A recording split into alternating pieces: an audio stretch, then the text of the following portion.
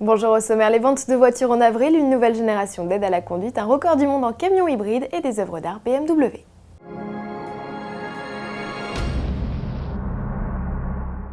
Le comité des constructeurs français d'automobiles publie son baromètre mensuel. Le marché limite la casse en avril.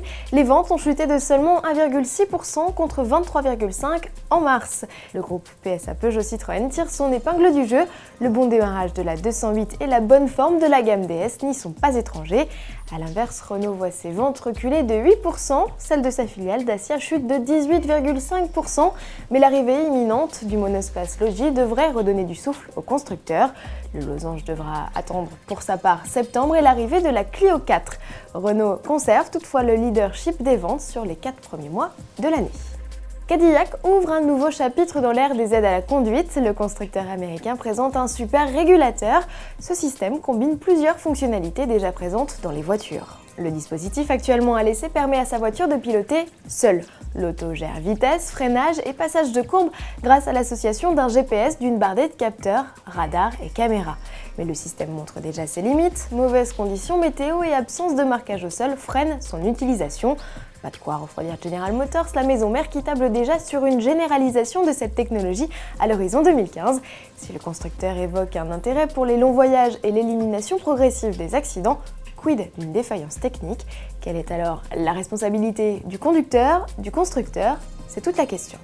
Record battu pour Mindgreen, le géant vert hybride de Volvo piloté par le suédois Bauge Overbrink a atteint le 27 avril dernier sur l'aérodrome de Wendover aux États-Unis 236,5 km/h. Il améliore l'épreuve du kilomètre lancé de près de 18 km/h comparé à son précédent record établi en juin 2011.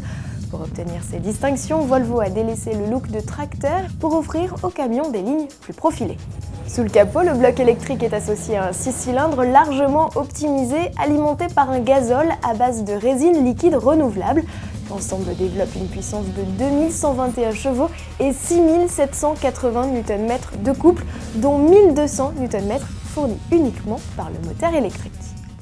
On se quitte avec une opération imaginée par BMW Canada. Le festival de la photographie qu'il sponsorise lui a donné des idées. Le constructeur a choisi de créer sa propre collection d'œuvres.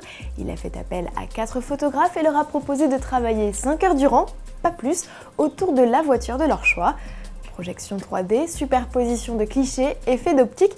On ne sait pas toujours qu'il s'agit d'une série 3, d'une série 6 coupée ou même d'une série 7, mais tous ont répondu au cahier des charges, celui de proposer des clichés très originaux. Cette collection est mise aux enchères au profit d'une fondation venant en aide aux enfants malades. Si vous souhaitez prendre part à cette initiative, la collection est à visualiser sur le site bmw.ca/art. À demain.